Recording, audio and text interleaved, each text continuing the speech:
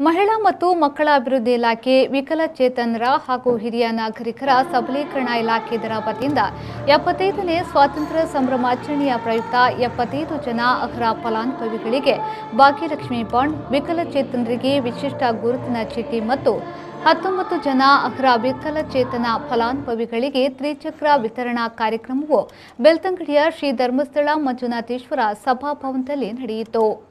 ಈ ಸಂದರ್ಭದಲ್ಲಿ ಮಾತನಾಡಿದ ಶಾಸಕರು 75ನೇ ಸ್ವಾತಂತ್ರ್ಯ ಸಂದರ್ಭದಲ್ಲಿ 75 ಫಲಾನುಭವಿಗಳಿಗೆ ಭಾಗ್ಯಲಕ್ಷ್ಮಿ ಬಾಂಡ್ ಹಾಗೂ ಅರ್ಹ ವಿಕಲಚೇತನರಿಗೆ ತ್ರಿಚಕ್ರ ವಾಹನ ಕೊಡುವ ಮೂಲಕ ಆಚರಣೆ ಮಾಡುತ್ತಿದ್ದೇವೆ.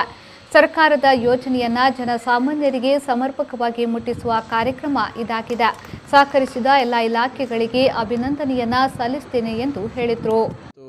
ಮಹಿಳಾ ಮತ್ತು ಮಕ್ಕಳ ಕಲ್ಯಾಣ ಇಲಾಖೆಯ ವತಿಯಿಂದ 75 ಅರ್ಹ ಫಲಾನುಭವಿಗಳಿಗೆ ಭಾಗ್ಯಲಕ್ಷ್ಮಿ ಬಾಂಡ್ ವಿತರಣೆ ಮತ್ತು ವಿಶೇಷವಾಗಿ ವಿಕಲಚೇತನರಿಗೆ ವಿಶೇಷ ಗುರುತಿನ ಚೀಟಿಯನ್ನು 75 ಬಂಧುಗಳಿಗೆ ವಿತರಣೆ ಮಾಡತಕ್ಕಂಥ ಒಂದು ಕಾರ್ಯಕ್ರಮವನ್ನು ಅತ್ಯಂತ ಯಶಸ್ವಿಯಾಗಿ ನಡೆದಿದೆ.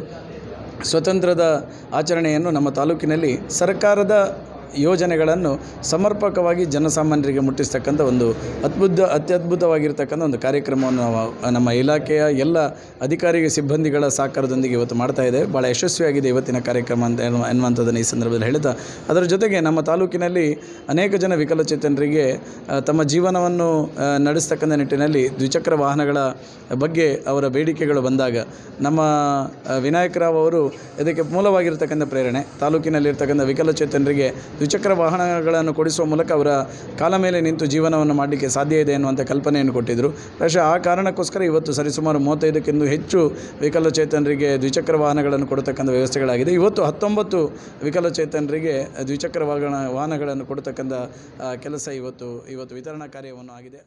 ವೇದಿಕೆಯಲ್ಲಿ ಬೆಳ್ತಂಗಡಿ ತಾಲೂಕಿನ ತಹಶೀಲ್ದಾರ್ ಮಹೇಶ್, ತಾಲೂಕು ಪಂಚಾಯತ್ ಕಾರ್ಯನಿರ್ವಹಣಾಧಿಕಾರಿ ಕುಸುಮಾಧರ್ ಹಾಗೂ ಇತರರು ಉಪಸ್ಥಿತರಿದ್ದರು. ವಿಶೇಷವಾಗಿ ನಮ್ಮ